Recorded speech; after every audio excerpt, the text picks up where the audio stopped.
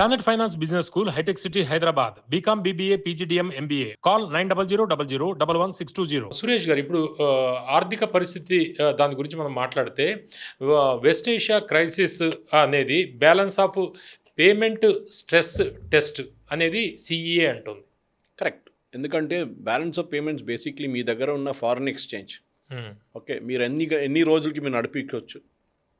Okay, for example మన foreign exchange reserve $703 billion మన దగ్గర ఉన్నది. This includes foreign direct investment, కంపెనీస్లో పెట్టిన పెట్టుబడి, మన వర్కర్స్ బయట నుంచి పంపించే రెమిటెన్స్, బ్యాంక్ వాళ్ళ ఎక్కడ పనిచేస్తున్నారో, గల్ఫ్లో పనిచేస్తున్నారు, ఆఫ్రికాలో పనిచేస్తున్నారు, యూరోప్లో ఎక్కడ పనిచేస్తున్నా వాళ్ళు డబ్బులు పంపిస్తారు వాళ్ళ ఇంటికి.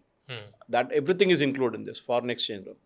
ఇప్పుడు మనకి లాస్ట్ ఇయర్ మనం డిస్కస్ చేసిన దీనికన్నా ముందు మాట్లాడుతూ చెప్పాము, మనం ప్రతి సంవత్సరం లాస్ట్ ఫైనాన్షియల్ ఇయర్ అంటే ఈ మార్చ్ ఎండ్ అయినప్పుడు 25-26లో 7,200 కోట్ల బంగారం కొన్నాం, మనం ఇంపోర్ట్ చేసాం.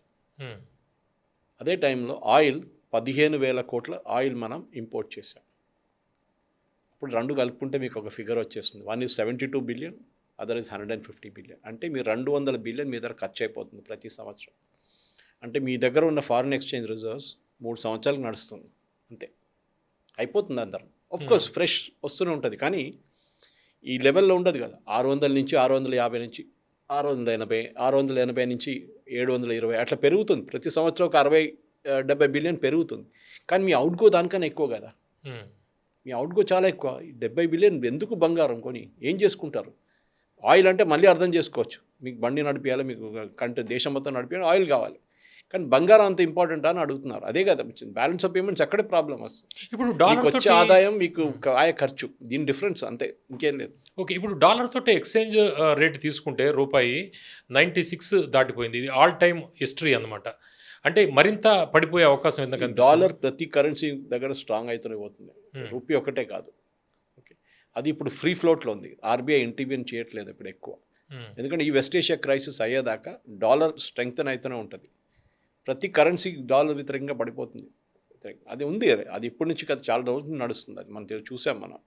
కానీ ఇప్పుడు దీంతో ఇంకా కొంచెం అది ఎక్కువ అయిపోయింది అనమాట. దానికోసం డాలర్ ఇంకా స్ట్రెంగ్తన్ అవుతుంది, డాలర్ పడిపోతుంది. కానీ ఎస్, ఒక ఎక్స్పోర్టర్ లైఫ్ నుంచి చూస్తే ఆయన అంటాడు మంచిదే కదా, ఇంకా పడినాయండి, అప్పుడు నాకు మా ప్రోడక్ట్ ఇంకా చీప్గా వస్తుంది అట్లా. అది మనం ఇంపోర్ట్ చేసేటప్పుడు మనకు ప్రాబ్లం వస్తుంది. ఆయిల్ కాకుండా బంగారం కానీ మిగతా ఏదైనా కానివ్వండి, అది మనకు problem. So let rupee float. ఒకవైపు నుంచి దానికి చాలా మంది లాజిక్స్ ఉన్నాయి, దానికి సపరేట్ సబ్జెక్ట్ అది. అయితే గోల్డ్ ధరలు ఎందుకు ఇంత గణనీయంగా పెరుగుతున్నాయి? ఇప్పుడు కొంతమంది ఏమనుకుంటున్నారంటే, అంటే ఉన్నది చెప్పాలంటే, మోడీ గారు గోల్డ్ కొనొద్దన్నారు, ఇప్పుడేమో గోల్డ్ పెరిగిపోతుంది, రేపు పెద్ద పొరపాటు చేస్తున్నామా మనం ఇప్పుడు కొనకపోతే, ఇంకా రేపు అందుబాటులో ఉంటుందా, కొనగలమా అనేది ఒకటి ఉంది. గోల్డ్ ఒక పీక్ వచ్చేసిందండి. ఇక్కడ నుంచి ఓన్లీ ఇంక్రిమెంటల్. ఇప్పుడు ఇంపోర్ట్ ట్యాక్స్ పెట్టారు, ఇంపోర్ట్ డ్యూటీ పెట్టిన దానికోసం కొంచెం పెరుగుతుంది, ఆబ్వియస్లీ 12% చేస్తుంది, సో పెరుగుతుంది. కానీ పాత ఇన్వెస్ట్మెంట్ లాగా కాదు. నేను పెళ్లి చేసుకున్నప్పుడు నాకు గుర్తుంది, 10 బంగారం ఎంత 91 I think it was hardly 10,000 something 10 grams ఆ టైంలో. ఇప్పుడు ఎంత 1,00,000. అంటే ఆ టైంలో నేను ఒక కిలో బంగారం కొట్టి నా పెట్టుకుంటే కరోడ్పతి, మర్సిడీస్ బెంజ్, BMW నడిపిస్తుండే. ఒక గేటెడ్ కమ్యూనిటీలో ఇల్లు కూడా తీసుకుంటుండే. కానీ చేయలేదు, మనం చిన్న ఇన్వెస్ట్మెంట్ చేసామంతే. మన దగ్గర భారతదేశంలో ఏంటంటే మెయిన్గా మనం గోల్డ్ని ఒక ఇన్వెస్ట్మెంట్ ఆప్షన్గా చూసుకుంటున్నాం. ఇప్పుడు షేర్ మార్కెట్ వచ్చింది, ముందు షేర్ మార్కెట్ లేకుండే. Okay, I'm talking 30 years 40 years ago share market అంత యాక్టివ్ లేకుండే. ఇప్పుడు ప్రతి మిడిల్ క్లాస్ ఫ్యామిలీ కూడా షేర్లు చేస్తారు, లేకుంటే మ్యూచువల్ ఫండ్స్లో వేస్తారు వాళ్ళ డబ్బులు. అంటే gold as an investment option మీరు లాకర్లో పెట్టుకున్నప్పుడు మీ ఓన్లీ అప్రిసియేషన్ మీరేం ఆలోచిస్తాను, నేను 50,000 కొన్నాను, ఇప్పుడు 60 అయింది, 70 అయింది, 80 అయింది, 90 అయింది, 1,00,000 అయింది, ఇంకా 2 లక్షలు పోతే అని డౌట్ ఉంటుంది. కానీ అంత ఆ లెవెల్కి దాకా వెళ్ళదు అది. ఎందుకంటే గోల్డ్ అనే రేటు మనం డిటర్మైన్ చేసేది కాదు, అది మనం అర్థం చేసుకోవాలి. భారతదేశం కాదు, ఇట్ ఈస్ డిసైడెడ్ ఇంటర్నేషనల్లీ. అయితే గవర్నమెంట్ ఐడియల్ గోల్డ్ని ఎకానమీలోకి తీసుకురావడానికి ప్రయత్నిస్తుంది, గోల్డ్ మానిటైజేషన్ స్కీమ్ అంటాం దాన్ని. ఎస్, అది చేయాల్సిందే. ఎందుకంటే మీరు ఫిజికల్గా బంగారం మీద పెట్టుకోక్కర్లేదు. మీరు ఫిజికల్ బంగారం అనేది పెద్ద ప్రాబ్లం. మీరు లాకర్ తీసుకోవాలి, లాకర్లో పెట్టాలి, దాన్ని సేఫ్టీ గురించి ఆలోచిస్తుంటారు మీరు. కానీ బంగారం అనేది మన దగ్గర పెళ్లిళ్ళలో యూస్ అవుతుంది, పెళ్ళికి వాడుకుంటారు. కానీ ఇన్వెస్ట్మెంట్గా వాడుకున్న బంగారం మీరు కొనుక్కోక్కర్లేదు. మీరు you can take a gold, మీరు సర్టిఫికేట్ తీసుకోవచ్చు, గోల్డ్ సర్టిఫికేట్ బ్యాంక్ వాళ్ళు ఇష్యూ చేస్తారు. ఓకే, అది మీ దగ్గర సేఫ్గా పెట్టుకోవచ్చు. దాని మీద అప్రిసియేషన్ కూడా ఉంటుంది అనమాట. దాని విలువ ఎంత కొనుక్కున్నారు, దాని తర్వాత పెరిగినప్పుడు tomorrow when you want to surrender it, you can take it. అంటే ideal gold into working capital. You should. మన దగ్గర, మన దేశంలో, మన మహిళల దగ్గర ఉన్న బంగారం 30,000 టన్నులు. ప్రపంచంలో ఎక్కడా లేదంటే 30,000 ఐడియల్ గోల్డ్. దాన్ని ఇంటూ 1,000 కిలోస్ చేయండి, అది 1000 చేస్తే మీకు నంబర్ ఒకటి వచ్చేస్తుంది. కానీ దాంట్లో 90% ఐడిల్. అది అక్కడే ఉంది లాకర్లో, పెళ్లికి యూజ్ చేసుకుంటారు, మళ్ళీ లాకర్లో తీసుకెళ్ళి పెట్టేస్తారు. అన్నీ తీసుకెళ్ళి మీరు ఖర్చు పెట్టమని చెప్పట్లేదు, అన్నీ తీసుకెళ్ళి డిమానిటైజ్ చేయబట్టి చెప్పట్లేదు, కానీ somewhere along the way monetization చేయాల్సిందే దాన్ని. సో ఇది గవర్నమెంట్ ఎప్పటి నుంచో ప్రపోజల్ ఉంది, గవర్నమెంట్ ఆల్రెడీ ఇంప్లిమెంట్ కూడా చేశారు గోల్డ్ మానిటైజేషన్ స్కీమ్. కానీ అది తర్వాత ఎక్స్పోర్టర్స్ ఇంకో ప్రాబ్లం ఉంది. ఇప్పుడు ఇంపోర్టర్స్ మీద ఇందిరాగాంధీ టైంలో 80-20 రేషియో అనే కాన్సెప్ట్ ఉండే.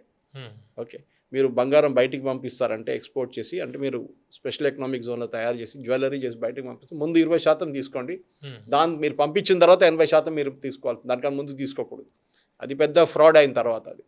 అట్లాంటి చాలా మట్టుకున్నాయి. ఈవెన్ ఇందిరాగాంధీ టైంలో ఇంకో రూల్ ఉండే, this happen during Manmohan sings time, sorry Indira Gandhi గారి టైంలో ఇంకోటి ఉండే. ఏంటి అది, మీరు గోల్డ్ బిస్కెట్లు, గోల్డ్ కాయిన్ పెట్టుకోకూడదు, గోల్డ్ కంట్రోల్ ఆర్డర్ అని చెప్పి ఆర్డర్ ఉండే. సురేష్ గారు ఇప్పుడు కూడా పెట్టారు కదా, ఇప్పుడు 100 kgs గోల్డ్ కన్నా ఎక్కువగా ఇంపోర్ట్ చేసుకోకూడదు కంపెనీలు. అదేవిధంగా సిల్వర్ కూడా 100 kgs ప్లస్ మళ్ళీ ఇంపోర్ట్ చేసుకోవాలంటే 50 kgs ఎక్స్పోర్ట్ చేయాలి, ఇదే ఆభరణాల రూపంలో. సేమ్, బికాస్ ఏమవుతుందంటే ఇప్పుడు లాస్ట్ ఇయర్ $71 బిలియన్ కొన్నాం మనం.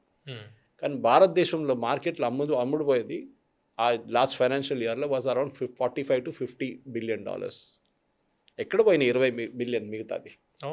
ఐదర్ జ్యువెలరీ రూపంలో మళ్ళీ బయటికి వెళ్ళింది అది. ఓకే, సో గవర్నమెంట్ ఏమంటున్నారంటే మీరు డాలర్లో తెచ్చుకుంటున్నారు, మీరు అమ్ముతున్నప్పుడు కూడా డాలర్లో వాల్యూ ఎడిషన్ చేసి అమ్ముతున్నారు, good, but you keep a limit.